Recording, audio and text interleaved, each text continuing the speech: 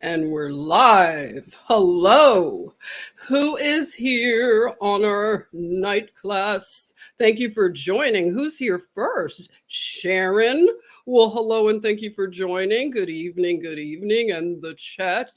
Enjoying the late night classes. Very informative. Oh, you're so sweet. God bless you too, Sharon. Hello, Anne. You have to watch in the morning. Oh, well, thank you. Blessings to you, Anne, when you watch in the morning. Wyoming chick, hello. Molly's here. Yay, Molly. Penny Lane's here. Anne Marie, good evening. Nancy, good evening. Yes, Tina, good evening. Elena, hello. Uh-oh, a bot is here. Well, hello, bot, hello, and goodbye. Let's do that. Gotta block the bot. All right, Bot, you are out of here. You came in too early, okay? You could have waited a little bit.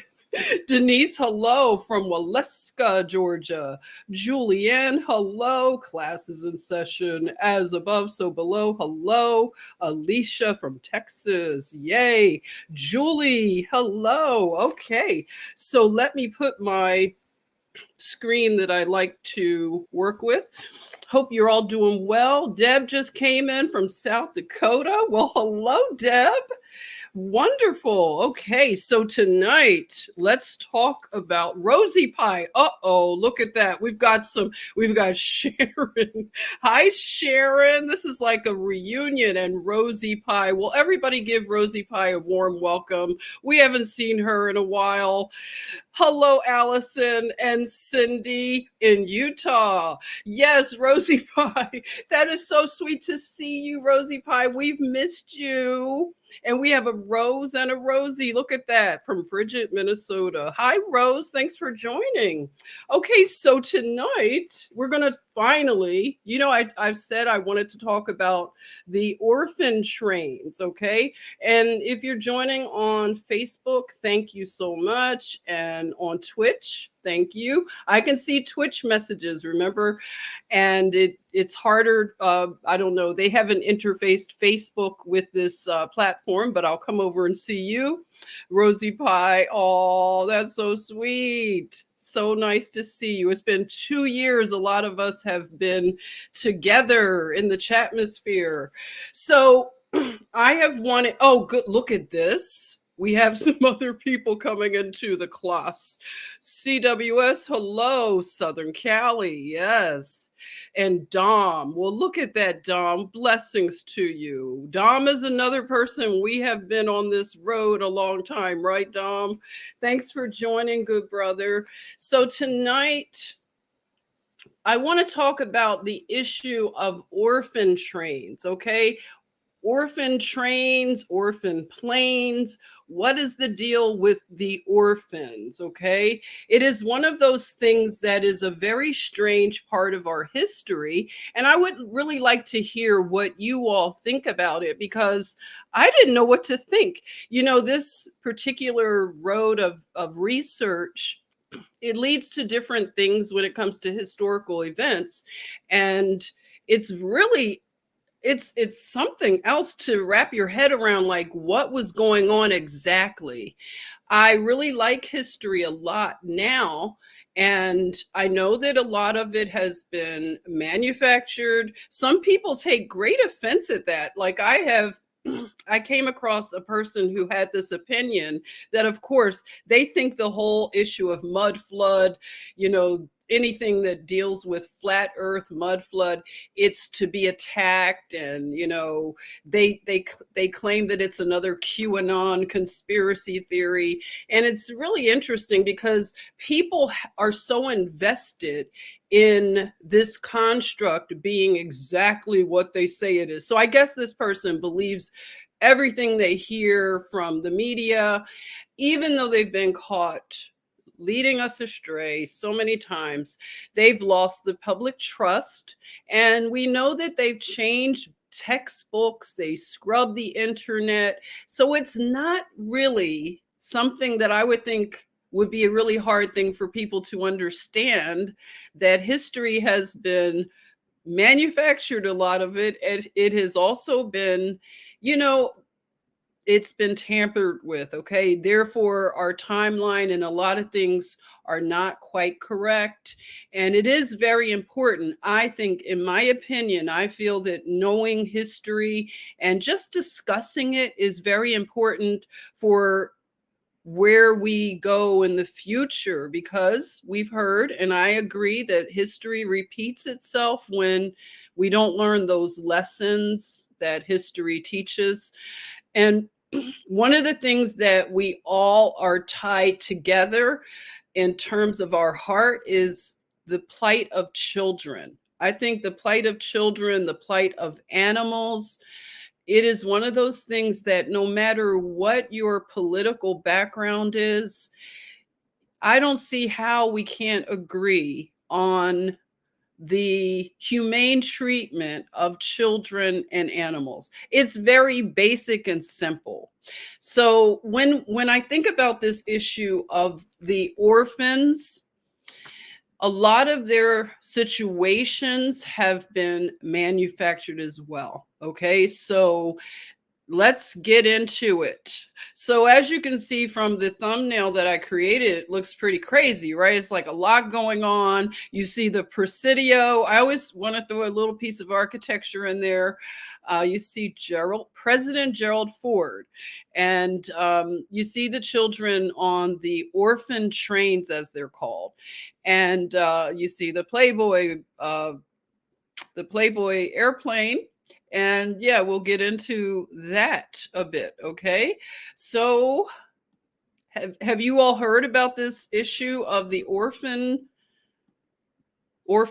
trains? I'm going to talk about it after I'm going to talk about something more contemporary. So let's delve into the year 1975, okay? Good evening, meep meep, Karen. Hey, Deanne and Robin. Hello, hello. And who else came in? Somebody else. Did I miss you? If I missed you, I'll catch you again, okay? So you've heard of it, huh, Rosie Pie? You've heard about the orphan trains. Yes, you've heard, Julianne. Okay. Yes, but you look forward to. Okay, good. I I just connected a few things. You know, I know. Yeah, Tina, you've been researching it for a while. Please share what you think about it, because I would love to hear what Molly says. You've been watching. Oh, 3 year. Oh my gosh, you didn't know how to chat back. That's okay. Now you know, right?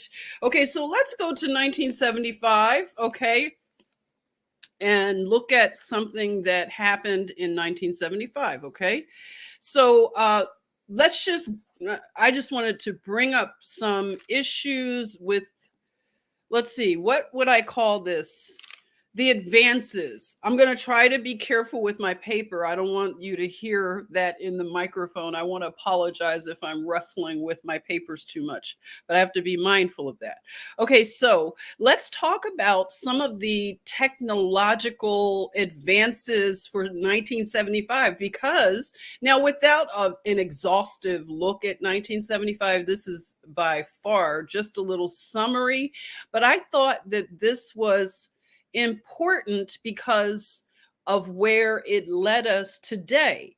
Okay, so we have Seymour Cray, which is a funny name. Okay, Seymour Cray is credited with the creation of the very first supercomputer. Okay, so Seymour Cray and his operating system and things like that, he is credited with it. So that happened in 1975. But I know a lot of us, we know that a lot of this technology really started a lot sooner than that.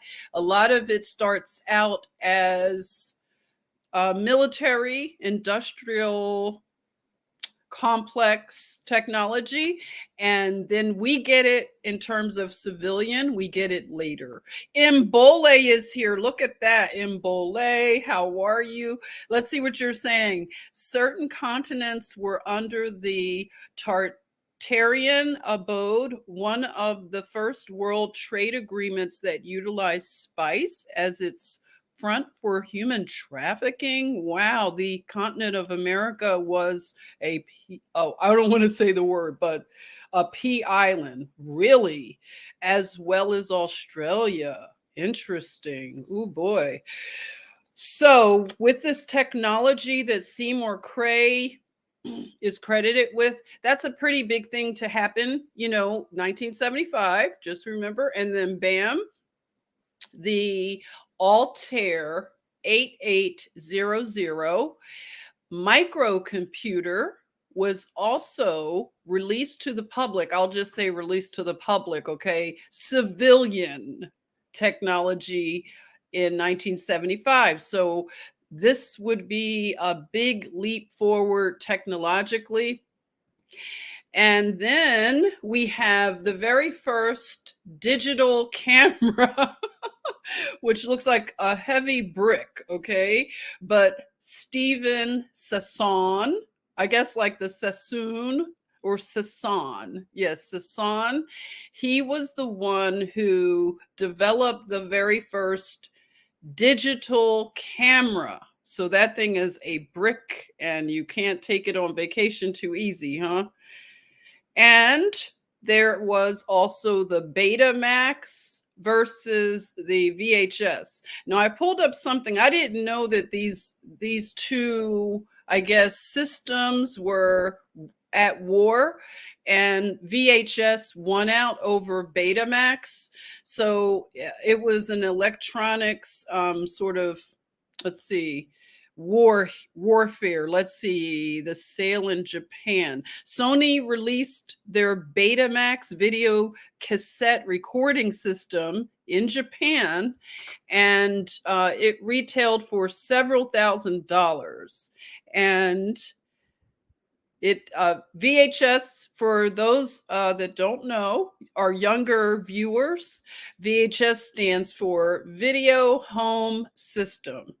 And Sony had Betamax, which was popular, and then the VHS pretty much won out. Betamax faded away quickly into obscurity and became obsolete by 1988. And then Sony began to manufacture their VHS systems. So that was a big thing. And let's see, what else? Look at that. When I look at these images here, what do you think? Oh, wow, Joseph made it. Joseph's hanging out late. Thank you, Joseph. I'm so glad you're here. Yay! Over in Ireland. And Chris is here. Hello. Yeah, Beta. Is that funny, Molly? Beta. Yes. So let's see. In Belay, you're adding that Betamax refused to produce pornography on their platform. That's why VHS won. Interesting. Thank you. Shani, hi. Shani saying hi to everybody. Thanks for joining, Shani. Okay, so when you look at this picture here, these two goobers, let me tell you, let me pull up what they did in this year of 1975. We have, it's so much. When you pull up the sites that tell you all that happened in a year, but the technology I found to be very key. Okay, so Bill Gates and Paul Allen developed a basic program for the Altair 8800. So that system that I just showed you, isn't it convenient? So you see how this happened. So in 1975, we have the first supercomputer by Mr. Cray. Then we have the format that you can videotape your content. That comes out. Then we have software engineers developing the software for the microcomputer. So it's like it was all coordinated, right? Doesn't it just seem that way?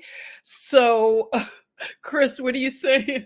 You said my grandma Harriet in Fresno had a beta player with 48 hours. and Trading Places when I visited over the summer. I must have watched it 1,000 times. Oh, that's funny, Chris. I know that's how people used to just watch things a million times, right? So Sharon says Gates invented the word.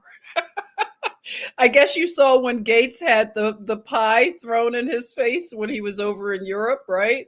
Yeah, so there you go. China Gates. So just looking at these two, it is just no wonder that, you know, we have the issues that we have with Gates. Oh my goodness. But they're quite a sight, huh? And this happened in 1975. We had a wedding between a power couple. I guess you could say a power couple, okay? Locked for Life, thank you for joining. Hello. Hello, sister. So yeah, so we had these two get married. I mean, I don't know if that's important, but I just thought it was interesting, okay? So I can only imagine what Bill is holding in his hand. What book would you guess that he has in his hand? Let me take myself off so you can see.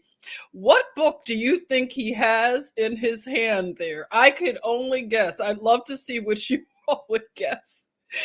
What do you think he would be reading? Okay. Power Demons, exactly. I know. I'm sorry I had to do that to you, Christine, but it was just interesting that this happened in 1975. Any guesses as to what that red book might be? I would guess it has something to do probably with Marx, right? Yeah, Rules for Radicals, probably, or yeah, or that Bible. Yeah, probably something like that, right? Yeah, definitely some Saul Alinsky. Can't you just? You think so too? Rules for Radicals. Oh my goodness, right? So also, we had Margaret Thatcher became the Prime Minister of England, or I guess you could say the British. How do they term it? I guess for the whole British Empire or whatever. So yeah, that happened, and you see Pierre Trudeau. It's interesting how these names are circling back, right? Yes, they are circling back. Carol, hello. Thank you for joining us, right? Johnny Borealis is here. Hello. The dictionary, you think? The crime minister? Oh, I don't know a lot about her, Joseph. I'm sure that I'm going to put a pin in it. I'm going to circle back to Margaret Thatcher at some point in time. I know her day will be coming up where I can connect her to some things, right? Locked for Life. It seems like they all have connections here. So there you are. I've been hearing some interesting things about Pierre Trudeau. I have a feeling I'm probably going to do a deep dive on Pierre Trudeau as well. And this happened as well, the saga of Patty Hearst, which I find fascinating because I don't know a whole lot about Patty Hearst, only a little bit in terms of I remember her name being in the news cycle a lot, but I did not understand a lot about what she was up to. But I find it interesting now, just thinking about it on just a surface level, this whole Patty Hearst thing, because of the family that she's from, the Hearst publishing family. I just I'm looking at it with a side eye, whatever she was up to. So she was part of the Symbionese Liberation Army. So it was a whole lot of goofy stuff like that going on back then. And she was robbing banks out there in California and hanging out with all these people and just acting cray cray, right, for a rich girl. But she claimed that I guess she had Stockholm syndrome. You all drop it down there. I could be wrong. This is just my I don't know what I can recall. I haven't done too much of a deep dive on her, but she was arrested in 1975 or either released. I know they arrested her in 74, but I think that she was released possibly in 1975. Let me see. I had it pulled up here. Let me just look real quick to see, was it a release? She did her perp walk and all that, all that drama. Okay, so she was arrested, found in a San Francisco apartment, arrested for armed robbery in 1975. She had been kidnapped in Berkeley, California in 1974. She sent letters to the media stating that she was joining the leftist group SLA, Symbionese Liberation Army, of her own free will. Later that month, a surveillance camera took a photo of her participating in an armed robbery of a San Francisco bank, making her a wanted criminal by the FBI. Following her capture by the FBI, she went on trial for her crimes and was found guilty and sentenced to 7 years in prison. She served 2 years and had her sentence commuted, and she was later pardoned by President Bill Clinton. So that was that, okay? Yes. And what else do we have going on? Let's talk about President Gerald Ford. Okay, so President Gerald Ford was president in 1974. Yeah, that's what I'm wondering, Joseph. Exactly. It had to have been something like that going on because it was really strange, right? Very sus. Yes, Sharon, very, very sus. Yes. So, Christine, you're saying you were born in 69, but your memory of these infamous people are ingrained in your mind. Yeah, these names just really jog our memory, right? Okay, so Gerald Ford is the president that I'll be covering for this very strange thing that happened in 1975. Okay, so what was your opinion of President Gerald Ford? Anybody have an opinion on him? I remember like it was a Chevy Chase from Saturday Night Live. I think he played Gerald Ford a lot. And Gerald Ford was known for being clumsy, like tripping and falling a lot from what I can remember. And I believe there was an assassination attempt on his life. Let me just read. I'll kick his wiki, okay? All right, so let's see what the narrative is on Wikipedia about President Gerald Ford. Okay, so it's a long wiki. I'm not going to read all of this, but I'm going to skim through, of course, the stuff that is interesting. So he was born Gerald Rudolph Ford Jr. Born Leslie Link. Wait a minute. So he had another name, Leslie Lynch King Jr. Is that what they're saying? I'm confused. Gerald Rudolph Ford Jr. born. Okay, so he was born of another name, Leslie Lynch King Jr. Okay, wow. All right, so he was the 38th president from 74 to 77, served in leader of the Republican Party. And when Richard Nixon resigned in 1974, Ford succeeded to the presidency. So he was defeated for election for a full term in 1976. Okay, so let's see. He came along when we had a lot going on with the Vietnam War. It says that he was the one to first send combat troops to the war zone. He was involved in the Boy Scouts of America, and he achieved the highest rank of Eagle Scout. He went to the University of Michigan and to Georgia Tech, and he went to law school at Yale. All right, so remember that Yale connection there. And I think he was going to be recruited for professional football, but he ended up going to law school. That's what, thing, the narrative says here. He was selected by President Lyndon Baines Johnson to be on the Warren Commission, that special task force set up to investigate the assassination of President John F. Kennedy. So we already know some funny business is going on with President Ford, okay? That's what I'm thinking. A skull and boner. Yes. Hey, Jeff, how are you? Yes. Deep state for sure. Hi, Jen. How are you? Hi, Ari is here. Blessings to you, Ari. Yes, he did. Thank you, Tina. He granted a pardon to President Nixon. So, yeah, another sus for sure.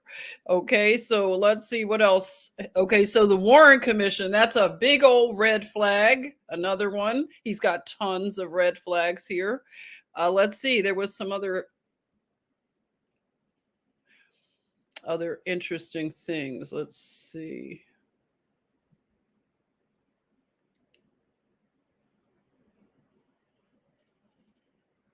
All right.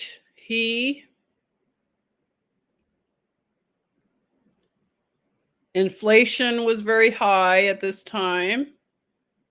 And I just wanted, they said a swine flu pandemic was going on. Interesting. Oh, swine flu. Wow. I mean, our history is just crazy how quickly things, seem to repeat. Let me read this. Ford was confronted with a potential swine flu pandemic in the early 1970s. An influenza strain H1N1 shifted from a form of flu that affected primarily pigs and crossed over to humans, because we know that crossing over like that is just so scientific, right? If you don't believe it, you don't believe in science, okay? So in 1976, an Army recruit at Fort Dix mysteriously died, and 4 fellow soldiers were hospitalized. Health officials announced that swine flu was the cause. So, soon after, public health officials in the Ford administration urged that every person in the United States be vaccinated. Every person in the United States be vaccinated.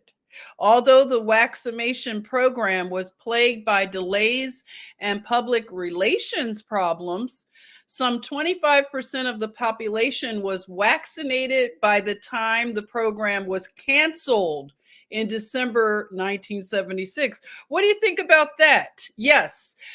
Thank you very much. I think that is very much what it is. It's a rinse and repeat playbook, isn't it? They're so out of new ideas, right? Da Money Honey, thank you for joining. Hello. History repeating itself. That's why I like this type of thing, that going back in history may not be a big deal, but I think it is. Okay, so hang on, and we're just going to have fun looking at. Yeah, I had to think of something that just came to me. Vaccinated. Okay. Roxanne's here. Roxanne. In Michigan, we had the military giving out shots at libraries. Whoa. You mean back in 1975? Oh my, how cuckoo. Fishy flu again. Wax then. Yes, wanted everybody to be waxed. Unbelievable. Past proves future. Yes, everything is circular. I mean, this is why it's good to review this together. I'm so glad we get to do this. Let me finish up. Okay, I didn't think that was, wow, I didn't see that when I first skimmed through this. Okay, so let's see. What else about President Ford? Let's see. He supported, he was pro-choice. As President Ford's position on abortion was that he supported a federal constitutional amendment that would permit each one of the 50 states to make the choice. Okay. But it says he opposed Roe v. Wade. Okay. But it says during his later life, he identified as pro-choice. Okay. But not so much pro-choice when it came to a waximation, right? Then you needed to get it in your arm, right? Put it in your arm. I don't care about your feelings. That's how, I mean, they just pick and choose these guys, like, right? Okay, so what else do we have? He's got a whole lot of foreign policy debacles, Vietnam being a big one, okay? So he was dealing with the continued war, and it ended with the Paris Peace Accord signed 1973. Okay, so this supposedly restored peace in Vietnam, and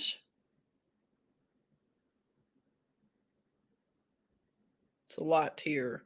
Assassination attempts. Ford was the target of 2 assassination attempts.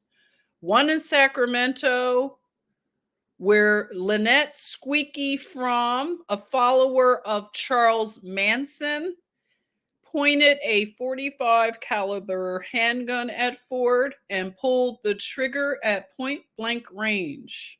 Whoa. And she also did that with a Secret Service agent who grabbed the gun from Fromm, and she was taken into custody and convicted for attempted assassination of the president, sentenced to life in prison, paroled on August 14th, 2009 after serving 34 years. So she's out somewhere, okay? Squeaky Fromm is out running amok somewhere. I bet she sits on some kind of like board of she's probably somebody like totally serious into something, right? Yeah, the Laurel Canyon crew. Wink wink, right? Yeah, weird stuff the 70s were, huh? So let's see, he had another attempt against him where he was downtown San Francisco. What's going on, San Francisco? Not a safe place even then. Okay, so who tried another woman? What's going on with women around this time? So he was at a hotel, the St. Francis Hotel, downtown San Francisco, when Sarah Jane Moore attempted to take him out. Wow. So she was, oh boy, these people. She had a .38 revolver. She missed him.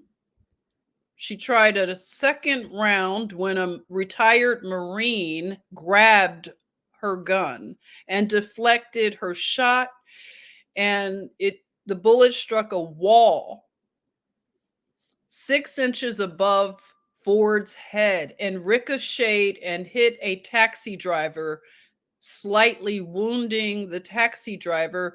Moore was later sentenced to life in prison. She was paroled. Wow. In 2007 after serving 32 years. So she served even less years and she hurt somebody. So these 2 women, where do you think they might be working now? Do you think Wall Street, or do you think they're sitting on some NGO somewhere? What's your guess? Because I'm thinking that they probably dress up in a suit and you would never know it. They probably change their names. But I find that odd. Okay, so another thing interesting about Ford, before we get into the other stuff, is that he was a Freemason. Surprise, surprise. I know you guys are like, yeah, I didn't see that one coming. He was initiated into Freemasonry September 30th, 1949. And he said that he took his obligation as a master Mason. He took it seriously. He recalled a value that his own father attached to that order. And he was made 33-degree Scottish Rite Mason on September 26, 1962. And he was elected unanimous vote honorary Grand Mason of the International Supreme Council, Order of De Molay. And he received the degrees of York Rite Masonry in a special ceremony in the Oval Office on January 11th, 1977, during his term as president of the United States. How do you all feel about that? That's kind of interesting to read that he received the ceremony in the Oval Office. Ford was also a member of the Shriners and the Royal Order of Jesters. And what else was going on with him? I think that pretty much tells us a lot. What are you all thinking here? Oh boy.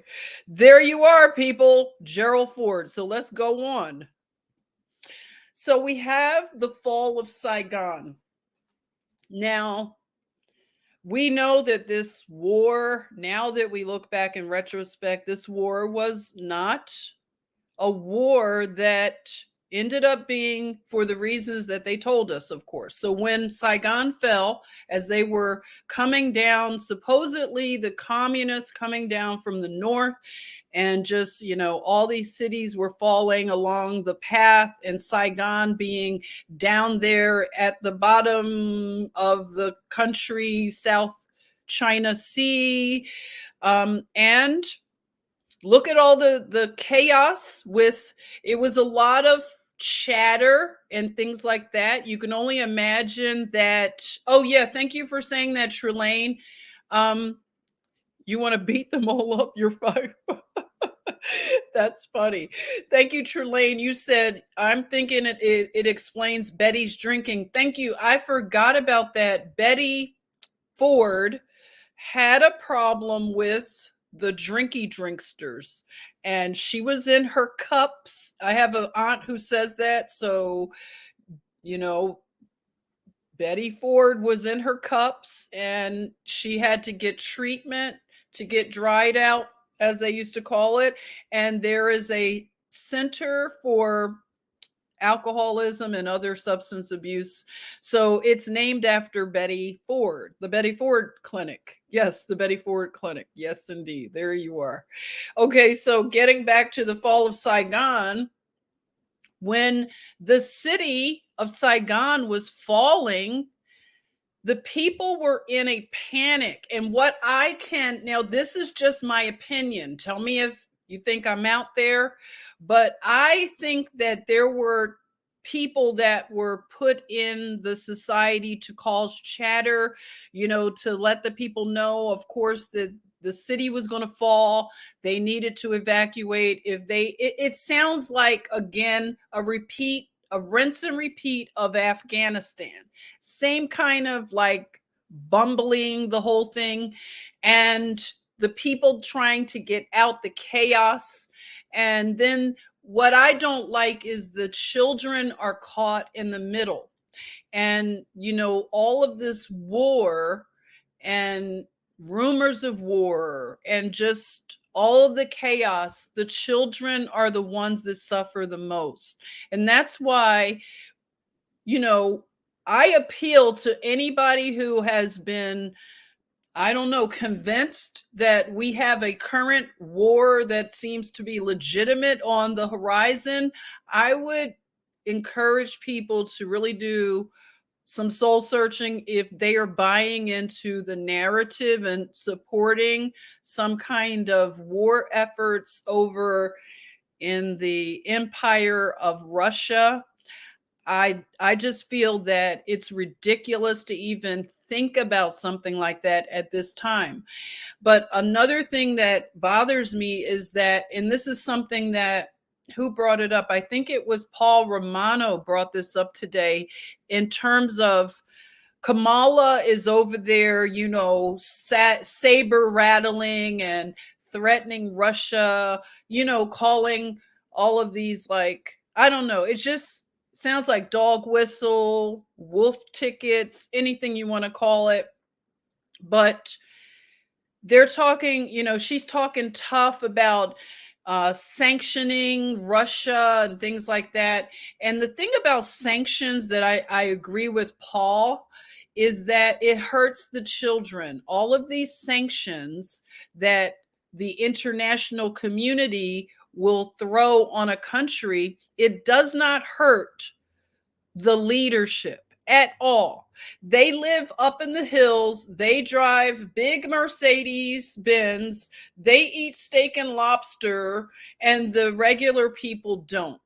So, if anything, sanctions hurt the regular people, not the leaders one bit, because the leadership can also jump on a private jet and they can fly to any country when it gets too hot.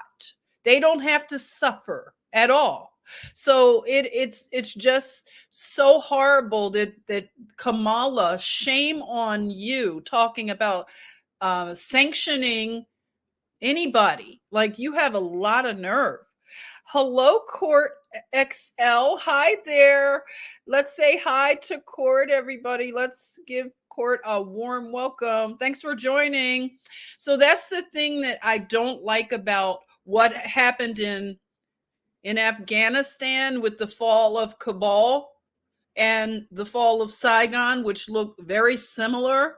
It's really crazy how these things are just repeating.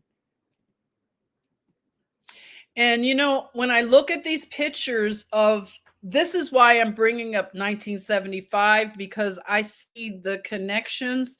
They had something called Operation Babylift. Does anybody know about this? Court, you're getting some love. Hey there. Yes, Kamala. Wow, she's something else. Hey, Pamela. Hi. Thanks for joining us. Yeah, like Trudeau. Exactly. Hello, Camilla. We like your name, Camilla. Hello there, Camilla. Thanks for joining. And Mickey. Hello, Mickey. So, Operation Babylift. Okay, this was 1 minute. This was, I have an article here that it was called a misguided, the intentions were misguided. This Operation Babylift and the consequences of humanitarian action, which this was called. And we see a lot of this repeated. We saw it in Haiti. We see it in a lot of countries where the panic is escalating, and they are, like I said, I think it's a whispering campaign that goes on. And the people that are most vulnerable are mothers that, like in the case of Vietnam, there were a lot of babies that were born to servicemen. And these babies were either half black or half white. And in that society, a lot of the women felt that their children wouldn't be accepted because a lot of the babies and guys, hey, this may sound a little bit, judgy or whatever, but a lot of these children were consummated in brothels. Okay. So this is a consequence of these kind of things. So these children are, these children come along, and they gave these children names like war babies. You probably heard those terms, which it really hurts people to be called a war baby, but those were the terms they were throwing around. So it's unfortunate. Kale, hello, how are you? Good evening. Fun fact, the first flag flown on the moon was the Masonic flag. Really? I didn't know that, Kale. Well, thank you for sharing that. Nancy, you remember it? I remember that because it was so sad to see the parents were so desperate to get their children out of the country. Yes. And that's why this needs to be thought out because we have seen things happen, and now we have time to see the results, and the results haven't been good with this Operation Babylift. In fact, they lifted out, well, this is the figure that they say, over 3,000 Vietnamese children, from babies to teenagers, okay, were airlifted out of Vietnam. Okay, so a lot of the Vietnamese that helped the American troops, they feared retribution. And the whole thing that was being ginned up was that the communists were coming to take over. They had to get out, for their lives. And then a lot of them, through the war, they were not able to feed their children, and so they were desperate. And this is a sad thing. Hey, Big Pontiac. Hi there. 8 Wins. Is that you? The Golden Triangle was the heroin capital before Afghanistan became it. Thank you. That is a good point. Thank you for bringing that up. So the heroin, everyone, when you think of where it came from, it was from that area they call the Golden Triangle. Thank you for sharing that, reminding us of that. Mrs. Harris is here. You didn't? Oh, sorry you didn't get that, but I'm glad you're here. Okay, so here we are. We have these children being airlifted out because of the fear of being killed. I mean, the fear was real for the mothers. They were desperate. And there were people that were going around and telling the mothers that they should put their children in Western run adoption agencies. So that was happening. They had all of these orphanages where the children were being placed so that they could have better care because their parents were impoverished, or the single mothers that were left to raise these children that were fathered by American GIs. Okay, so there was an urgency. And so they basically airlifted these children over to the Presidio in San Francisco. So the children went to the Presidio. Now, this is President Ford allocated $2 million to evacuate the children identified as orphans. Now that we look back on this, the children were not orphans. And that is one of the things. They will designate children as orphans when they are not. So this was happening. And let's see. They had a lot of Hollywood people that were celebrating the children coming to the United States. You had, let's see, they said Yul Brynner had adopted one of the Vietnamese babies coming over. But the criticism, again, was that these children were not, in fact, orphaned. And the conclusion was that this was a human tragedy. These children being ripped away from their home country and also their families, they lost their culture, their language, all kinds of, opportunities to grow up with their families. So this was a very sad thing. I've watched a few documentaries of the children going back as adults to try to reconnect with their families. And this is very bad, very, very bad stuff. And very traumatic. One of the women, I watched her story, and she said that her whole life, she wanted to know who her parents were. And she went through a lot of mental problems because of this. So here are some, images of the military planes that were sent over and the children. Just look at these faces.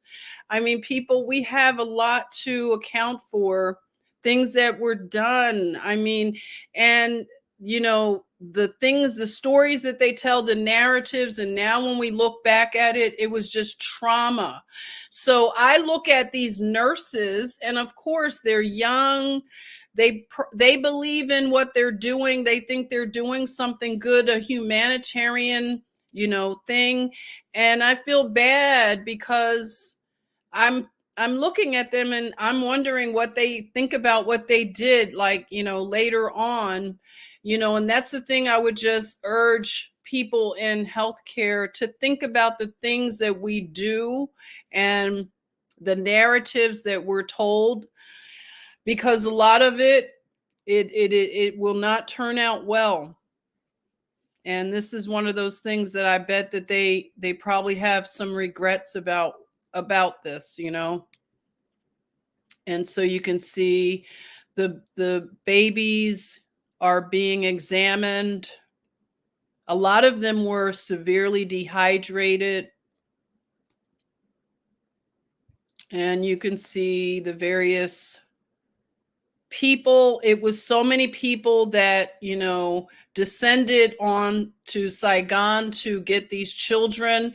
There was even a crash of one of the military planes, and a few over 100 babies were killed. Children and babies were killed in a airplane accident where they were trying to rush and evacuate, and an accident happened. It was very unfortunate. So they called it Operation Babylift. And as you can see, the children were placed in boxes. And, I don't know if you've ever seen these images. Has anybody ever seen these babies that were in boxes on these empty airplanes? They had to get commercial airplanes after a while to get all of the children that they wanted to get out. Hey, Gail, how are you? Thanks for joining.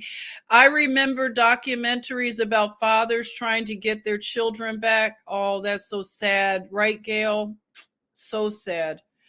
Oh my goodness. Yes, hindsight is 2020. That's why we have to be so careful when it comes to children, right? We just have to be so careful that we know that we're doing the right thing, because this is serious business. I just don't like the looks of this. I'm going to tell you honestly, it looks very bad. These children in these boxes. Oh, and there's the picture of the military plane that crashed. I think it was on either takeoff, or maybe this was, I guess it was on takeoff. Just very heartbreaking. And these beautiful babies, and just look at all of these children. We just have a lot to repent for as a nation. I know that, of course, we didn't have anything to do with it. It's just that these are the things that when I think about the when you think about national things that have been done, these are things that I feel have not been addressed fully. And I don't think that you can do this very long, and sustain these kind of mistakes, whatever you want to call them. I mean, we have something that just happened on our watch in Afghanistan, very similar. And children are suffering right now because of the mess ups that happened there. So to be blessed as a nation, we have to take accountability for these things that have been done, and especially against children. And there are no excuses. We cannot make excuses. I really don't like when people just want to only focus on all the good stuff that we've done. We have to take accountability. Hate to be the bearer of the bad news, but we really have to. And it's uncomfortable, but we can't be this right here is just unconscionable, to see these babies lined up. Just look at this. I mean, it's horrible. Yeah, that's a good question. The Presidio was where Michael Aquino, didn't he have, yeah, he did some stuff at the Presidio before it closed down, I guess.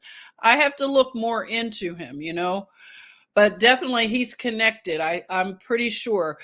If anybody knows, can you let us know about Michael Aquino and the Presidio? I know we know a lot of people that know it. But when you look at this and you think about the safety aspect of just lining babies up on airline seats like this, how is this safe? I mean, the boxes were a little better. I don't like the boxes, but I don't like this at all. This is horrible. Really horrible. And it was thousands of babies. Thousands. Let me see if I have the number here. And of course, we're not going to know the true number, right? We're not going to know the true number, because how would we have the true accounting for how many babies and children were airlifted out of Vietnam? I mean, I heard it was over 3,000, but I would venture to say that it was a whole lot more than that, right, Rosie? Oh, you're welcome. I mean, this is why I'm telling you, I just want to go to war for these children like you all do. And I just don't like the history that I've come across when it comes to children. We think that the modern times, we have the problems that we have with, abuse of children, but we have a history here that a lot of people may not be aware of. And that's why I just want to bring some awareness about this. And, like I said, they chartered a lot of airlines, and I don't like the look of, like, okay, if you look at this picture, I don't know. I look at pictures sometimes and I maybe read into them a little bit, but the man behind the woman with the baby in his arms, it just looks like everything is so rushed, right? Just so rushed, and so many mistakes are just being made. I can just see it in the pictures. Just a rush job. And even with this, you could see the volunteers, and they are just bringing the boxes of babies off of airplanes. It was so many flights in and out of Vietnam, in and out of Saigon, bringing these children out. They were taking these children to many Western nations. In the Americas, we received a lot. Canada received a lot of babies, and I think the UK and probably Australia. So, yeah. Tina, thank you. You said the Presidio. Yes, there you are. Well, yeah, thank you, Rosie. No blankets, right? Oh, you think it looks photoshopped? Does it look photoshopped to you? Really, Sharon? Interesting. Who else thinks it looks photoshopped? Let us know. And here's a picture of President Ford, photo op with the baby in his arm kind of thing. I'm sure everybody thought it was probably sweet at the time, perfect hero looking move. And guess who stepped in to help? Humanitarian himself, Hugh Hefner. What do you think of that? Hugh Hefner steps in to help out. And let's see what it says about Hugh Hefner helping out. Let's see.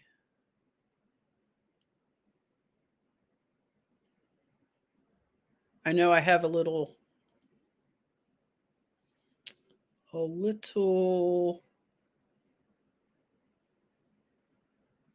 blurb about that.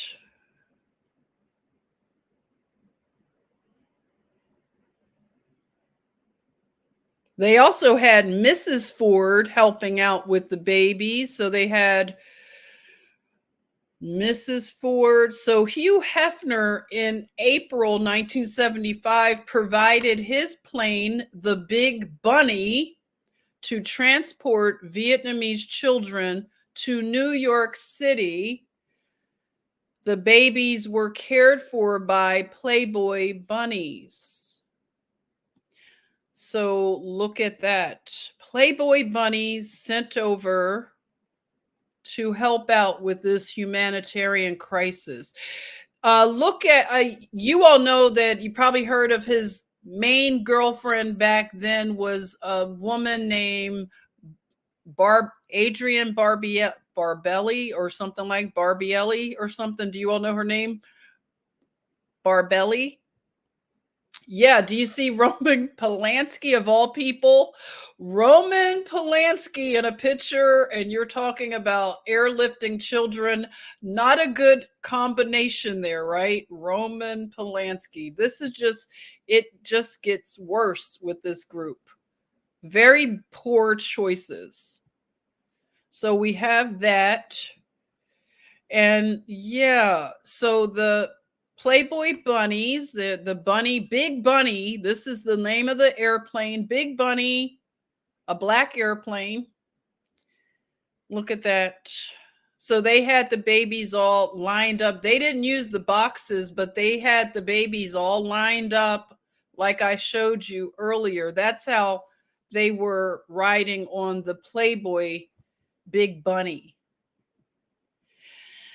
You know, I just thought I'd put my tinfoil hat on for a moment. And yeah, let's see. What do we have to say here? Do you all have any conspiracy theories you'd like to share? Because I'm all out of conspiracy theories. I need to get some new ones. Oh, we have cocaine. I'll get cocaine out of the chat atmosphere. Bye, cocaine. Okay, took care of it. Anybody have any ideas? Thanks, Lori. Took care of that bot.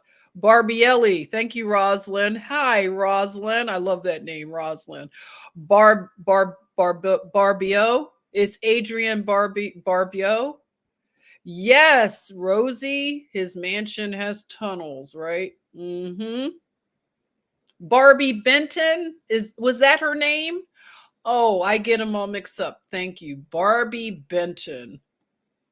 Yes, right? Don't they? They're just so, I'm telling you, all these wars always about children, drugs, and money. Exactly, Joseph. Always. Allegedly, thank you. Hefner is Bill Maher's father. That's what they say. Allegedly, allegedly, and allegedly. They look a lot alike. When I first heard this, I said I could see it. I'm not sure. But you know, you have, let me put myself off of the screen so you can see. When you think about humanitarian causes and things like that, since Hugh Hefner is such a humanitarian, you know, he has a friend. I will just say his friend, Bill Maher. He must have had a good, what do you want to say, like influence on Bill Maher, because Bill Maher seemed to be concerned with Haiti and the plight of the Haitians, which is interesting. He's very, very involved there, even with a t-shirt that says, Haiti is great already. Isn't that like a trolling thing to just say Haiti is great already? What is that all about? Hey, Dharma, where did I heard it, Dharma? Where did I hear it? I mean, probably 2 years ago I heard that. So I'm just saying it's out there. That's what they have said. I'm not sure. I'm just saying it's been speculated. And you know, Bill Maher. I'm just shifting it up a little bit. We're going to get back to the point, but I just wanted to have you look at this a minute, okay? Let's look at this a minute. The red shoes. Okay, the red shoes. Let me get myself off so you can see the red shoes. I mean, look at Bill Maher looking like a pimp. And I don't know what that getup is that he's wearing, but the red shoes, okay. They have a thing about red shoes that's kind of odd. So you have Bill Maher, you have Tom Hanks in a movie called The Man with One Red Shoe. Then you have Jeffrey Epstein, who had a picture hanging in his, what do you want to, was it the island place, or was it in Florida that he had this picture of Bill Clinton in red high heels and the blue dress? So that was hanging in Epstein's house, okay? And then you have the Pope, who has red shoes. He wears red shoes. Then you have artwork by, I think it was one of those weird Podesta brothers, one of those ghoulish Podestos. And then you have this big group of dudes in red shoes. And I just want to say, look, okay, it was on the island, Kay. Okay, the island house had this artwork, everybody. Thank you, Kay. Let me just say something. And since we're so close and we don't have to get all touchy about racial things, I just want to say this, okay, family? I have never seen a white dude and this many white dudes in red shoes, okay? I'm just saying that. You could call me racist, okay? But I'm just going to tell you that's not something that I've ever seen, I have to say, in all of my years hanging out, traveling around. I just don't see a lot of white guys in red shoes. It's just not a normal kind of scene to, right, Chris? Am I lying? Am I lying? Chris, okay? Let me just say this, right? Pamela, can we talk? Can we really talk, family? Can we talk? Johnny, can we talk? Cuz listen, let me just tell you, I'm from Philadelphia.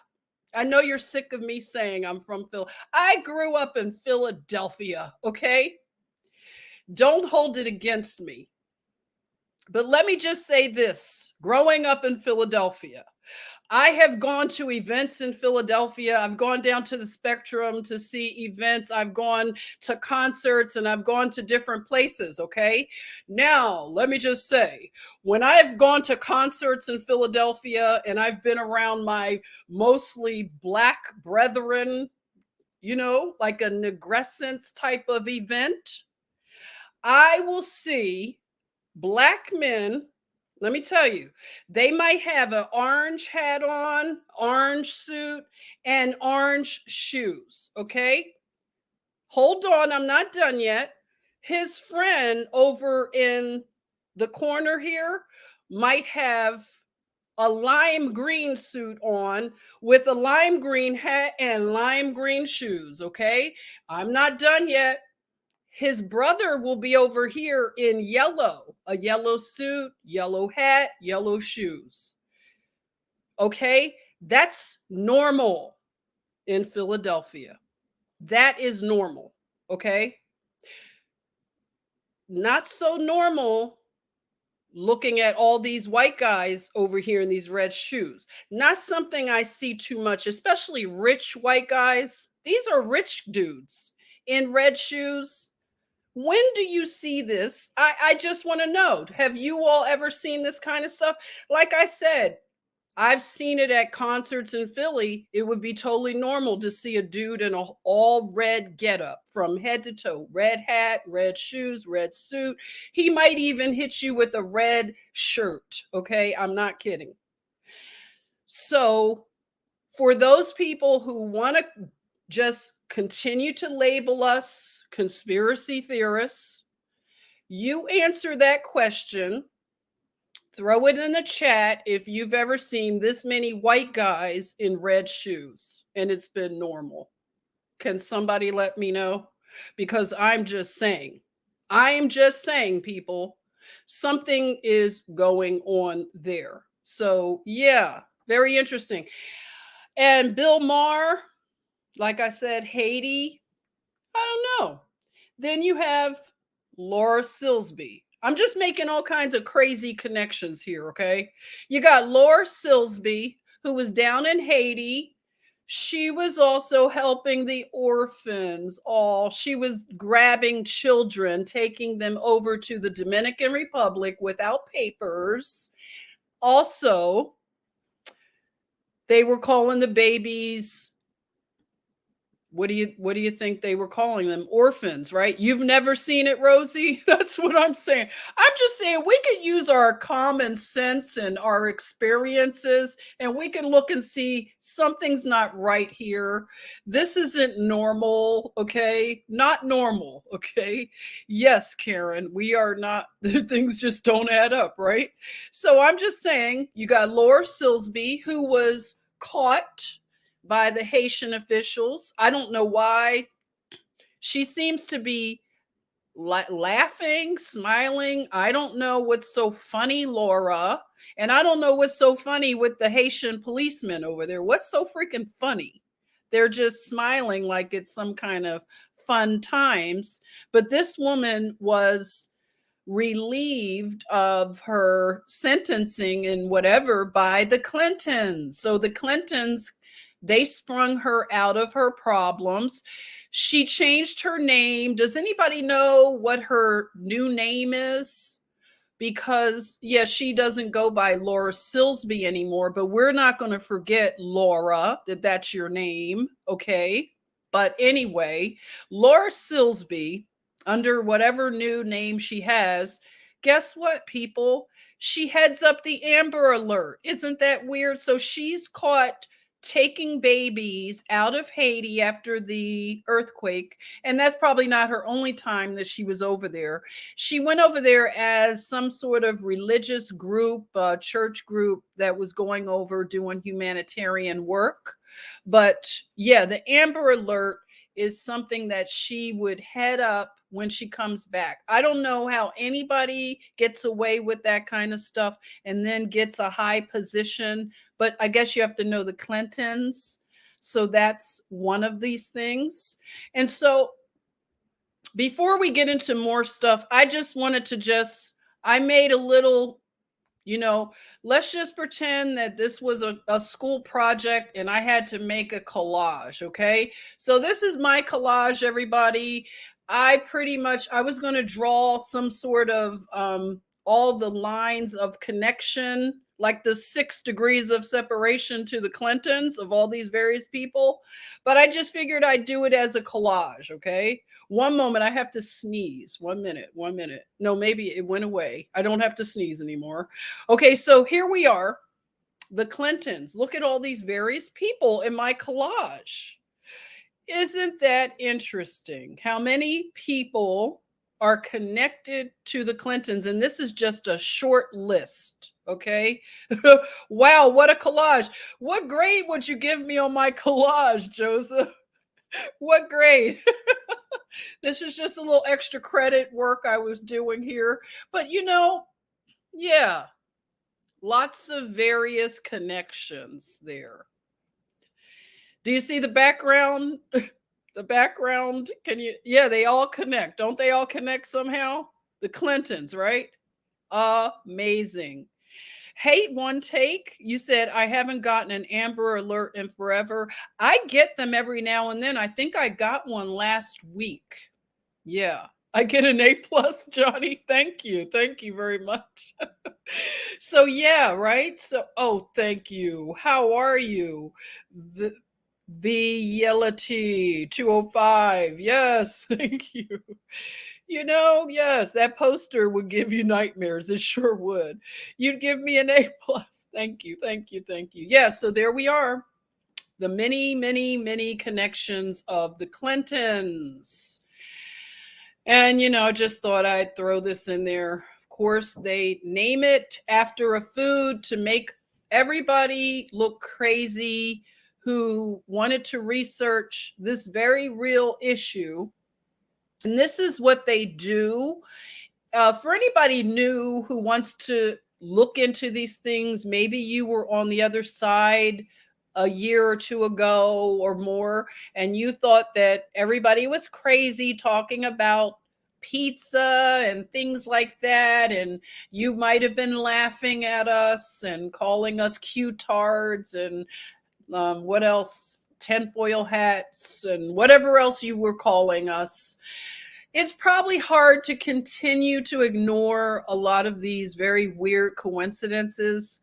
But yeah, a lot of us, we had a lot of trouble eating this very yummy food. They ruined it for us, but a lot of people have gotten over it. I'm sure people eat the food and don't feel weird, or, you enjoy your pasta, normalize it, you've taken it back, right?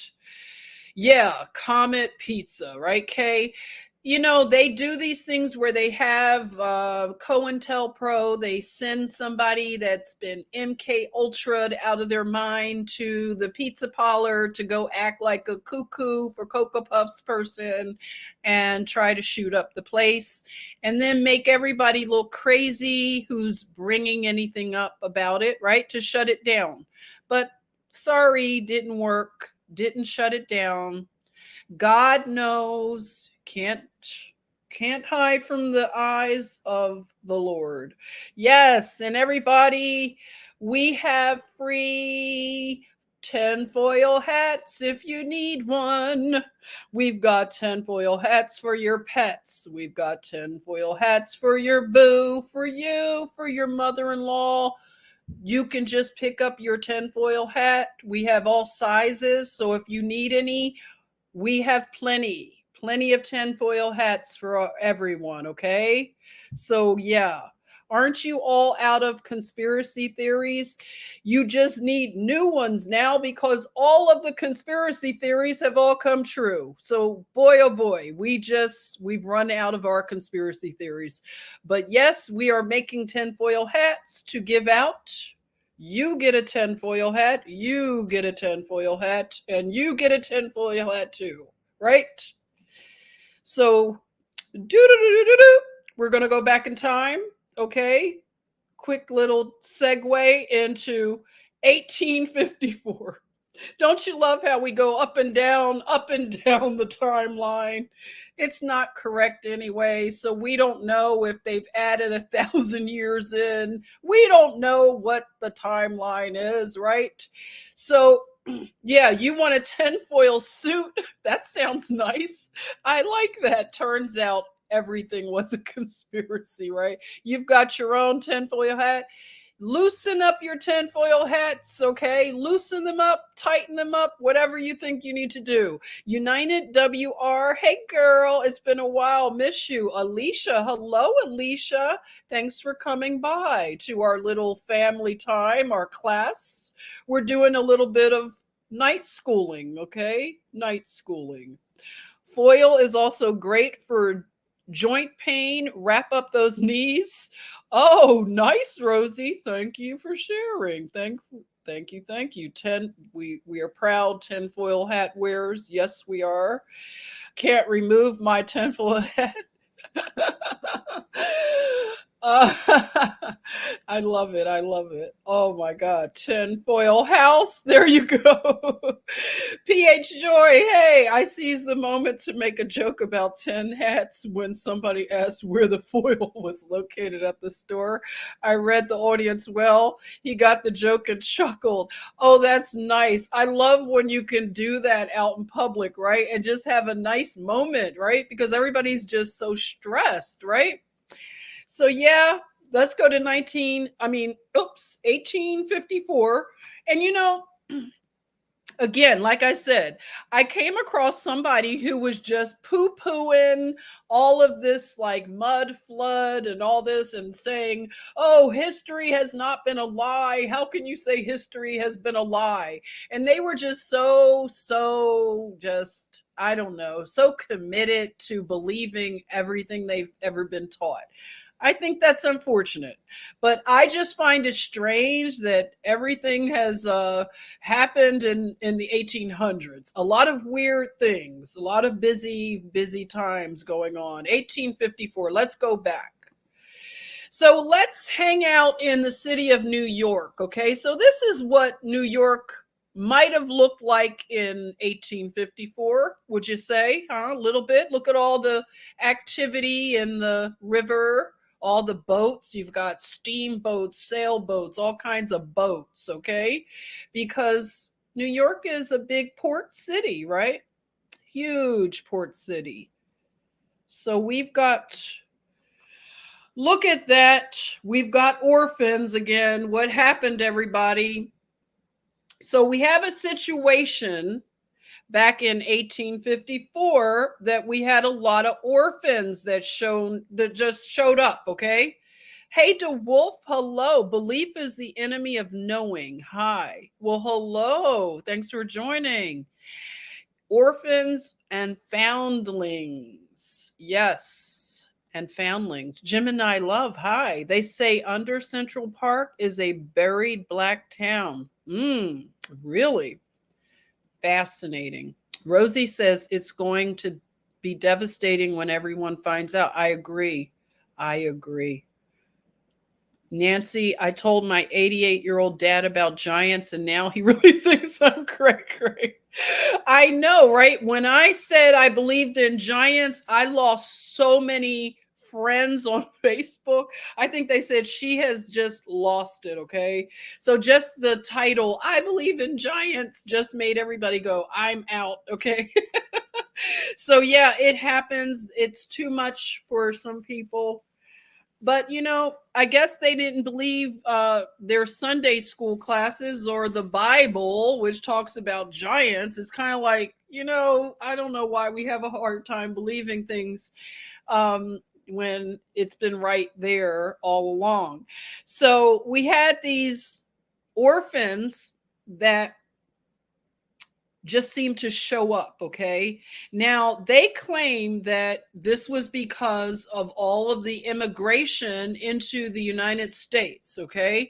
And other countries. This is also something that happened in England, happened in Canada, and lots of other places. I think Russia had a lot of orphans, okay? So all over the world realm, there were weird, just uptick of orphans, okay?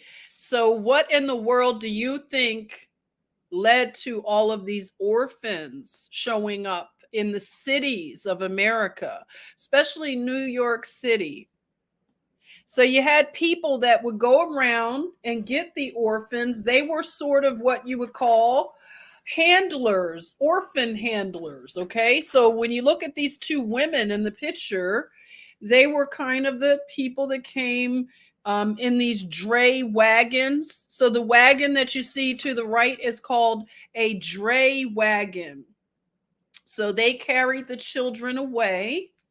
And the first orphan train was in 1854.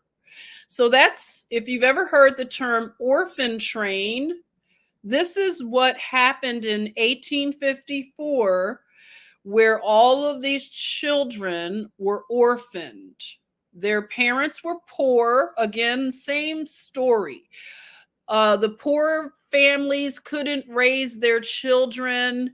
They needed to put them in orphanages, in asylums, in various places, and send them out to the rural areas to be raised by families where they could work on farms and get out of the cities. Joseph says immigration, repopulation after a reset or cataclysm. Thank you. Exactly. First child trafficking. There you are. Wow, you're going to get into the actual orphanages and how they were abused daily. Rosie, I'm going to do that at a certain point, but I'm just going to do a first kind of dive into this subject because it's something that a lot of people just really don't know about. But I'm going to talk about the orphanages at some point in time. But it was pretty crazy. Hey, Charletta. New World Order equals nuclear world order. Destroy the family, steal the children. There you are. And you know, the modern day child protective services, you've heard about them and their child snatching and things. So here are just some more images of the orphan trains and New York City. And it's interesting. It's like these children are throwing flowers out of the windows.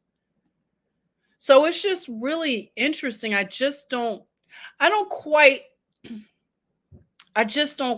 wrap my head around it. Okay. Because when it comes to the children, there were over 300,000 orphan trained children. Okay.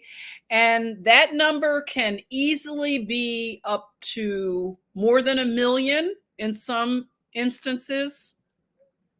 So this man, Charles Loring Brace, they call him the father of the foster care movement. He was the one who created this movement of the orphan train. So the very first train in 1854 was sponsored by Charles Loring Brace.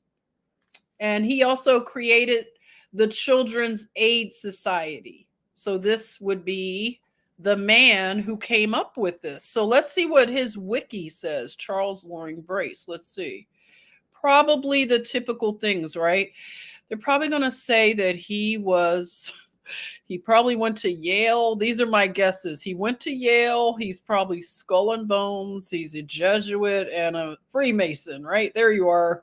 No more information. That's pretty much what it is. So in September, the first orphan train departed New York City for Michigan. And over the next the following 75 years, this went on. Wow. Over 250,000 children would be transported from East Coast cities to communities in every one of the 48 contiguous states, mostly concentrated in the Midwest. Many were indeed orphans, but many weren't. So again, the designation of orphan is not correct with all of the children. So just know that this is something that I can't imagine the ramifications, because you know that this had to place a lot of trauma into the DNA of these children. So these are some of the pictures of the children boarding the trains or taking pictures. Look at the photo op here. Like, I don't really get why they wanted to take pictures like this of the children on top of the trains. And I don't know. What do you all think about this? It's so weird, isn't it? Hey, Alan. Hi. Alan saying hi. Thanks for joining. Little Orphan Annie. Exactly. That was one of the things that came up a lot. Craziness. Hey, the Tippinator. How are you? Thanks for joining. I haven't seen you in a while. Welcome. You think these are very staged? They look very staged, right? Especially the one with the train at the top. It's really weird. I just don't know what to think of this, everyone. I need your help. This is so bizarre. So these are some of the, some of the pamphlets and paperwork that went out with the children. So this was one where it says homeless children, the Children's Home Society, and they're just telling like how many babies they have, and they're just telling people to come and meet them when they come through their town. So it seemed like it was just really easy to get these children, and you fill out this just really simple form from the Children's Aid Society, and you just show up and you get your baby. It was just that easy. Really, really strange. And then you had the children living on the streets. So you had a lot of impoverished children. They say that they were mainly immigrants, lots of immigrants from Ireland. Okay. So the potato famine, which I want to cover, I really want to get into what was going on. That I believe all these things are, of course, created. So they create these crises, and then they come in with the answer. Right? We've heard about that, right? The Hegelian dialectic, right? So when you look at the faces of these children, you see the extreme poverty. I mean, look at the clothing. I mean, it looks like, I don't know what to think of this. It looks like they went to central casting or something. I don't know what I'm looking at, but it is very disturbing. And to see these children sleeping on the street and somebody taking pictures of them, I don't know. I just don't like this. This looks really weird. Yes, Norleen. Hey, it smells fishy. Exactly. Deanne, how are you? You said these are our ancestors. It's really crazy, isn't it, Deanne? Famine gotta be a cover up for the post mud flood. Yeah, I really want to figure that one out, Joseph, because it's so bizarre. DeWolf says this defeats the Who slaves from Africa narrative. Could very well be the Black orphan children instead who were indigenous to the Americas. Now, that is something I've heard before. The whole out of Africa narrative just, it falls apart, because we've never seen all of these ships with all of these Africans coming across. We've only heard narratives, but we've never seen actual ships. I mean, they should have these ships somewhere, pieces of the ships or something. We've only seen drawings of the ships. So, the whole thing is just looking kind of janky. And yeah, indigenous to Turtle Island, I would go with that narrative, is probably more so the case. But these children right here, it was pretty awful. Now, this is something that is just so shocking to see these children smoking cigarettes. I mean, these kids were like hardened adults, living on the streets.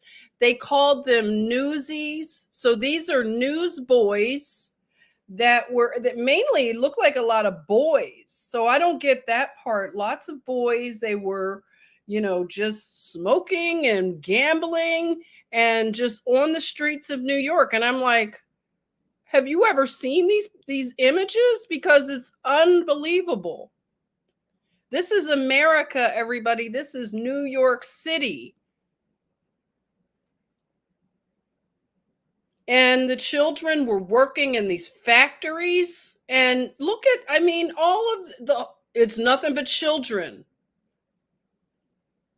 This is, I mean, I've heard of the child labor stuff, but it's something else, quite a different thing to look at these images of these children working in these very dangerous conditions. I'm just saying, oh my goodness, everyone. And these are the newsies, as they call them. And to me, this is interesting because we deal with propaganda so much. And the children were actually delivering newspapers, working for the media. So it's just, it plays with your head because you're like, I don't know what it's disorienting because it's just a lot to unpack here. It is a whole new level, right, Julian? This is crazy. This is child slavery. Exactly. Now, if we don't care about this issue, then I don't know how we could care about any other slavery, because this was not just one group of people were enslaved, because this is slavery right here. Absolute slave labor. And this is what built America. Yikes. Look at the children. They're barefoot. These huge machines. I don't know what's going on. I mean, look at the man overseeing the little girl. I mean, it just looks like cruelty. It just looks so cruel. I just don't understand this.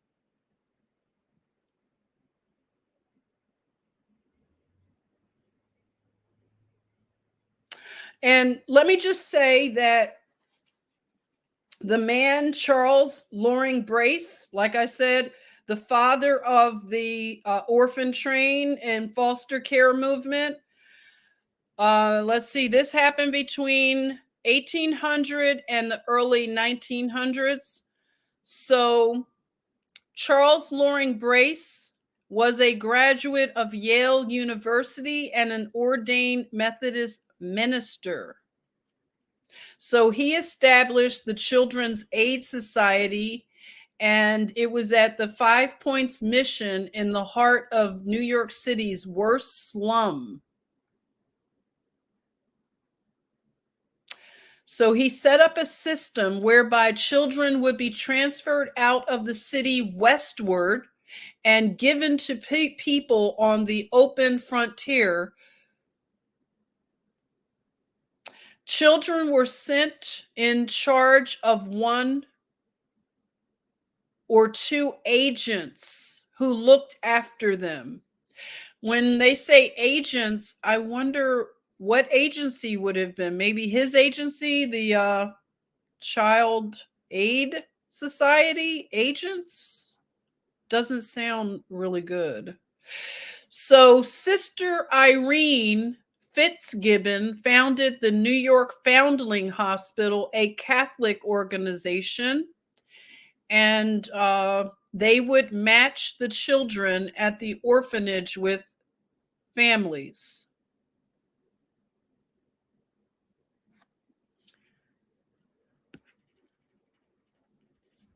Let's see.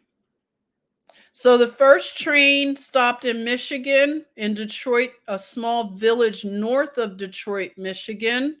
And then they went on to Chicago and Iowa City.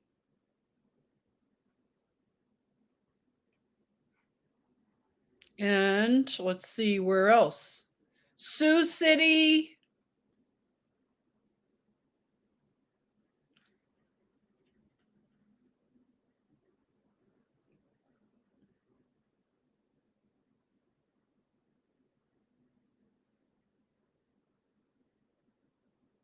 And they have a lot of stories, sad stories. But, you know, this is just unreal. So this is an odd thing that I didn't know. I knew they have a lot of islands around New York City, and all of our New Yorkers, you can chime in. Look at that. Juan is here, everyone. Let's give Juan some love. We haven't seen our good brother. Thank you for choosing to hang out with us, Juan. You said different version of child trafficking. Exactly, Juan. Yes. Just the sheer scale. Exactly. It's mind numbing, isn't it? So here we are with an island. Okay. Look at that little strip of land in the picture to the far corner right there. It is called Blackwell's Island or Roosevelt Island. On this island, they had what's called the New York City Lunatic Asylum. Okay. I think they need to open that one up. No, I'm only kidding, New Yorkers. Only joking. Just jokes. Just jokes. Okay, so the New York City Lunatic Asylum, they went straight to the punch, right? They didn't give it one of these euphemistic names like behavioral health, the New York City Metropolitan Behavioral Health Center. They just call it the Lunatic Asylum, okay? Wowzers. Then you had a penitentiary. Remember we talked about the penitentiary thing, which in Philadelphia we had one of the first penitentiaries, which was the Eastern State. Remember I showed you that? And Penitentiary comes from the whole penitent, to be penitent. That's when you change your mind. You feel bad about what you've done. They put you in a cell so you could think about what you've done, and you come out and you're penitent. Okay. This is a Catholic type of thing, you know? So, yeah. You said I'm a New Yorker, and I agree. Oh my God, right? Oh, so they put the parents in the asylum. Oh, so that's how they separated. Oh, interesting, Tina. Thank you for adding that piece of, yes, that's very interesting. So we had asylums all over, okay, especially in the big cities, all these big spooky asylums. And so Tina's saying the parents were in the asylums. Oh, that would explain a lot, Tina. Interesting. Only for the lunatic politicians. There you are. There you are, right? Okay, so it's okay. Karen knows I'm joking. Thank you, Karen. It's okay to live this. You need a little lunatic. There you go. The lunatics, right? The Saint Lunatics, right? Okay, so we have a penitentiary. We have a smallpox hospital. Isn't that bizarre? So we have something called the Octagon, which was the main entrance to the New York City lunatic asylum. So they had a series of strange fires, okay? Strange fires. Where have we heard that before? Rinse and repeat. And now you see it's in a state of decay. I wonder why. Blackwell's Island or Roosevelt Island. Look at that. So we have some strange goings on, New York. You got lots of splaining to do. They make it look so beautiful. Look at that painting, right? You could just get in your yacht. I mean, not your yacht, your little sailboat or rowboat and row yourself back to the shores. I guess this is when you escape the asylum and go back into where? Back to the Bronx? You row yourself over to the Bronx? What's going on here? Labs, I'm sure. Labs sounds very, very much what was going on at the smallpox hospital, right? I can only imagine. There you are. Crazy. You can't even make this stuff up. So this is the Octagon, okay? They called it the Octagon. And this is where you entered the lunatic asylum. Welcome to the lunatic asylum. Look at that. Here's your medicine. Creepy. What in the world? So here's a little placard. So this is a landmark registered with the literary landmarks. Roosevelt Island, formerly known as Blackwell's Island. It was the site of the New York City Lunatic Asylum that was the basis for Nellie Bly's expose in 10 days in a madhouse, written in 1887. So we're supposed to be the tinfoil hat people. They did all this in the 1800s. How bizarre. I would like to hear all these debunkers really tell us, why did all this stuff happen in the 1800s? They don't have a good and clear answer to this. So we had Charles Dickens. He spoke about this place in his American Notes, also 1800s. The island was also the site of a penitentiary mentioned in Horatio Alger's Ragged Dick in 1800s. And we have Stephen Crane's novelette, Maggie, a Girl of the Streets. That doesn't sound good. That sounds all kinds of creeper. Then we have O. Henry's short story, The Cop and the Anthem, and Eugene O'Neill's The Hairy Ape. Okay. Oh, wow. What do you think of those books? Do you have any of those books in your library? Huh? It was Listen, I didn't make it up. I read the placard, okay? You see it. Right, right, right. Pretty bizarre, right? What the heck? This history is cuckoo. So the foundling. So, they had a lot of artwork, and this looks very eerie, doesn't it? But the woman over there with the dramatic look, she is what they would call a fallen woman, okay? A fallen woman who's had a baby, and she had to put the baby in a basket and leave it at the foundling hospital. It's propaganda. Exactly, right? So yeah, so look at the fallen woman who got pregnant out of wedlock, and she's like, "Oh my God, I've got this baby, and the baby daddy is off somewhere." So she had to leave the baby at the foundling hospital.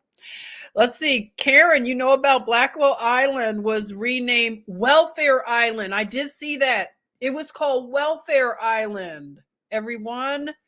And though I think in the early 1920s. Okay, so they rename things, and that's what keeps everybody so confused, right? They keep changing the names. Mostly prostitutes and wives of rich men got admitted. Oh, wow. Oh, interesting. Hi, Maury.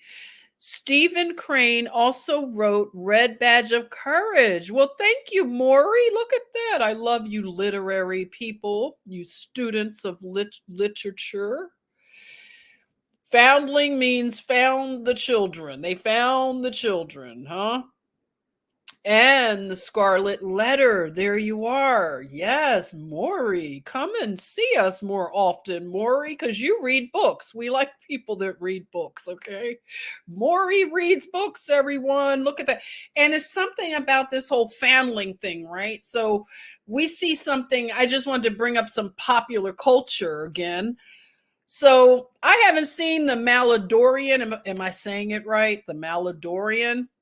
But the Maladorian deals with a foundling, which is the baby Yoda, which I have not decoded that, but I just want to throw it in there for now. We'll put a pin in baby Yoda.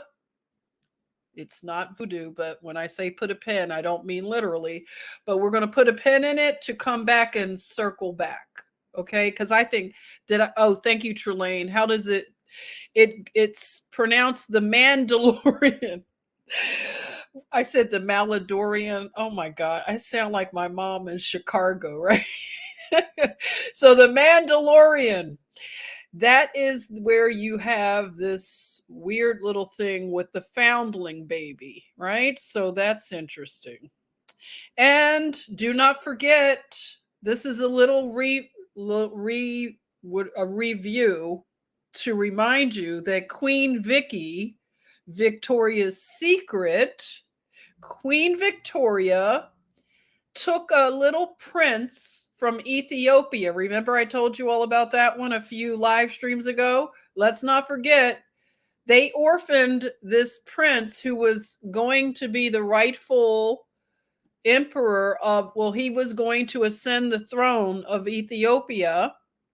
And something weird happened to his father. He committed suicide on the battlefield.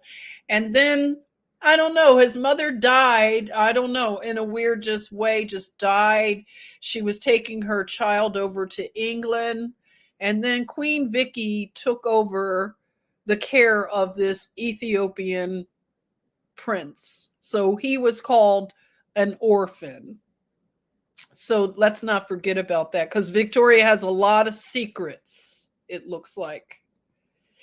And this was a quote that I thought was disturbing but interesting nonetheless. A man from the 1800s, he stated that the world is the devil's hunting ground and children are his choicest game. Disturbing as it sounds, I believe that this is what we're looking at. We can't forget that they are after the children, right? Exactly. Victoria's Secrets, right? Vicky has a lot of splaining to do. Lots of secrets, and not the kind that we would normally think. Victor seek. You all. Oh my goodness, right? Exactly. Yeah, exactly, Maury. Yep. And I found another interesting connection. Okay. This man, Robert Macaulay, he helped out back in 1975 with the airlifts of the Vietnamese orphans.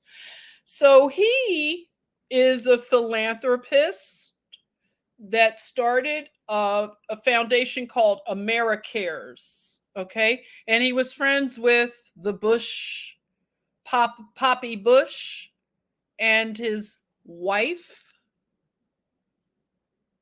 the Crawley daughter. Just bring me your conspiracy theories. Put on your tinfoil hats, okay? Do you think that she's the daughter of Alistair Crawley? Like that's the word on the curb. Tenier is here. They are after the children, their purity, their innocence. Yes, sis, that we have to keep praying for these children and stay vigilant. Stay vigilant. You guys, the Crawley son. Oh my gosh. Oh, I like that name. Flower Girl Apothecary. Yes, that's mentioned in the Netflix show, The Chilling Tales of Sabrina. So many truths are shared about satanic work and rituals in this show. Really? Oh, I can only imagine. Hey, Bernadette, you said money launderers and child abusers. There we go. Can you imagine if they spend half as much time with telling the truth as they do with concocting these lies, what the world could be? I know that's right. Amen to that. This is the straw that broke the back for the children's cries. Yes, indeed. Yes, indeed. So this Robert Macaulay of AmeriCare. So let's look at the connections with him. Okay, I've already shared he was good friends with Poppy Bush, and he started this AmeriCares. He does airlifts of children, and he goes into other countries doing humanitarian work.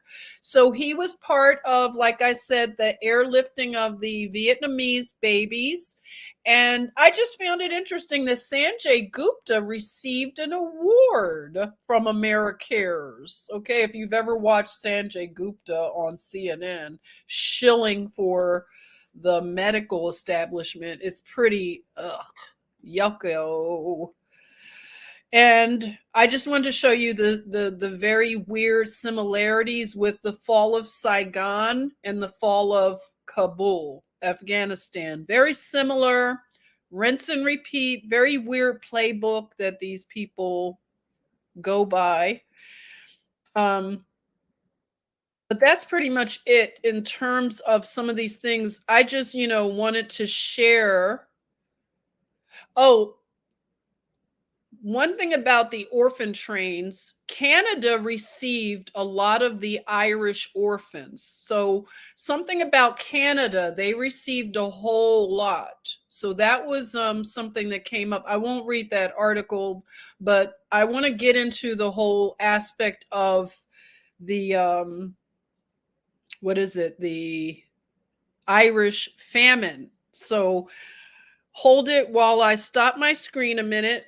And if you had a chance to view, I did a quick little video on Justin Trudeau's mother, Maggie. Okay, did a little quick video. I found it interesting. I found a few things out about Maggie. She was quite the party girl over there, shaking a tail feather in what is it? 54, Studio 54, hanging out with Andy Warhol, dating the Rolling Stones. Well, Mick Jagger didn't want, he friend zoned her. He said she was too cuckoo for him, which says a lot. Okay. If Mick Jagger turns you down, you got to be pretty cuckoo for Cocoa Puffs, because he looks like he would like any little girl that he could deal with, huh? But yeah, Mick Jagger said, no, thank you. I will pass. And we had a lot of other people that were connected, like Warren Beatty. They said possibly Edward Kennedy.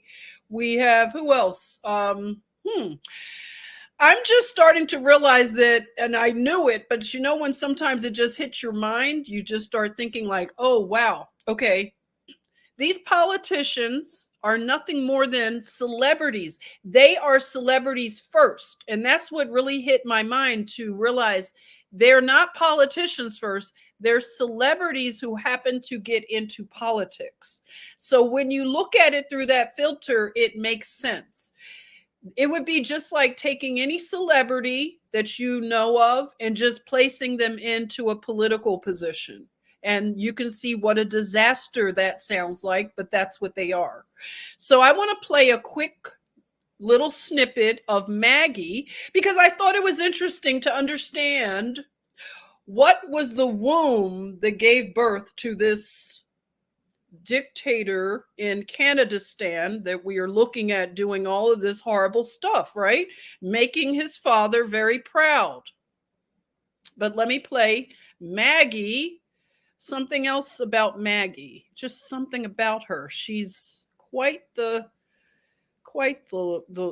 woman here. Okay, so I want to hear what you all think about Maggie, how she is sort of behaving in this snippet here.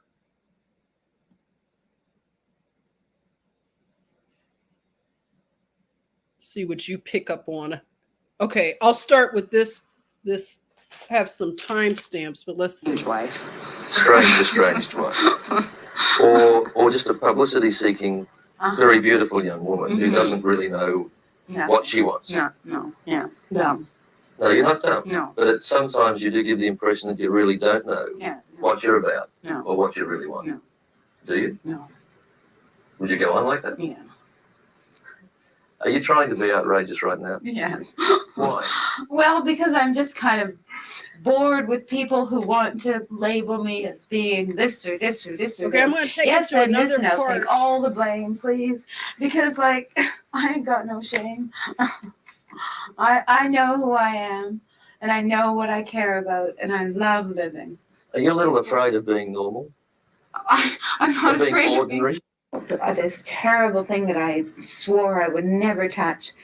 And I listened to Strawberry Fields Forever, and suddenly it all made sense. It was all beautiful. We're here to learn, to give, to listen, to touch, to be.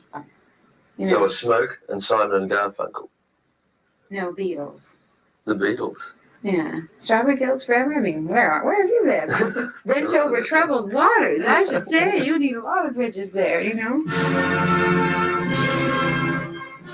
Her approach to motherhood, like her approach to most things, is an odd mixture of naive wisdom and amazing short-sightedness. She sees her 3 sons, Justin, Sasha, and Michelle, for 5 days every 2 weeks. You know, sometimes I'm cross with them, but I'm always loving to them. Do you think that what you've done, choosing the sort of life that you've chosen to lead, is going to make things very, very difficult for your children? You know, I think it's going to make it wonderful for them. So far, they think Mommy's wonderful. But don't you think it's about time we redefined human relationships?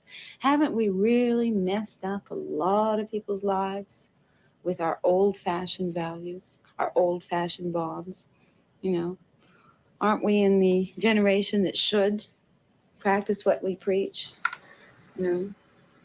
Is there a love in your life at the moment? Oh, yes. How many? How many? Is there a love in my life? How many? Well, is there a man in your life? A special man in your life? Yes. Any hints? No. Somebody will find out sooner or later. Sure. Does that bother you that you don't have a private life, whether you like it or not? Right now I do. I love it. How long do you think that will last?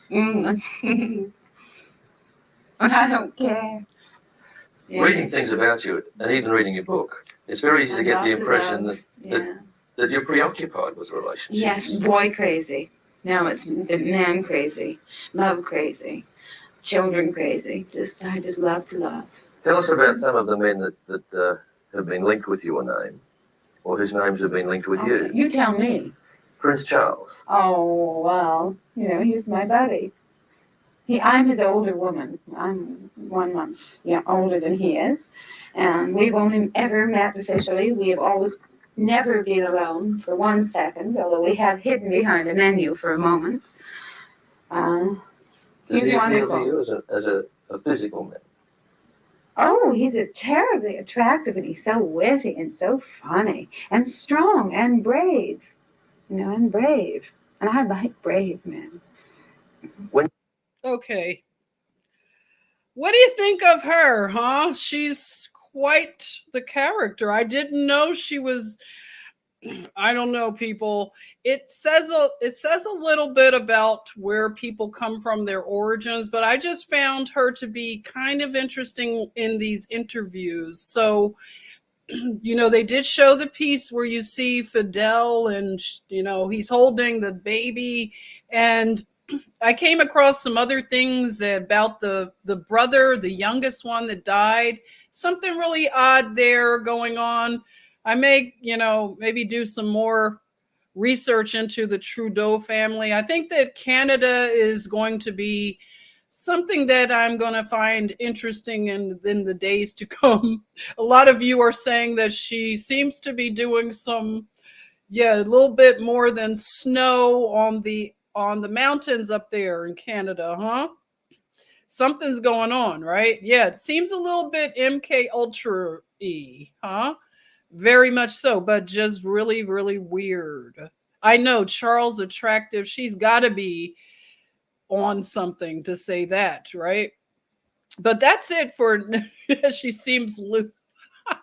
That's a mild way to put it. I like how moms say it in that sort of nice, nasty, kind of like shady way, huh? Seems a little loose, huh? A little loose in a lot of ways, right? All over the place, right? Exactly. So this is how she presented, back then. And, she was running around Studio 54. She claimed that she didn't leave Pierre. He wanted her to leave, and she just was a free spirit. So that is, yeah, lots of names there. Yeah. So that was what I wanted to share for now with some of the things going on. And I will be back to hang out with you all. That is all I had for now, but I will be interested in seeing some of the things that you have to say. But I want to thank you. And also, of course, thank you for any tips to your hostess. I want to thank you in advance. And yeah, I we'll be looking at some other things. If you have any ideas of any like subjects you want to like delve into, let me know. Share it in the chat, the comments or wherever. But I will be interested in seeing what you have to share. I learned so much from you. But let's see, was it anything else? I think that was all for now. Yeah. Alrighty. So you all take care, and I will see you soon, very soon.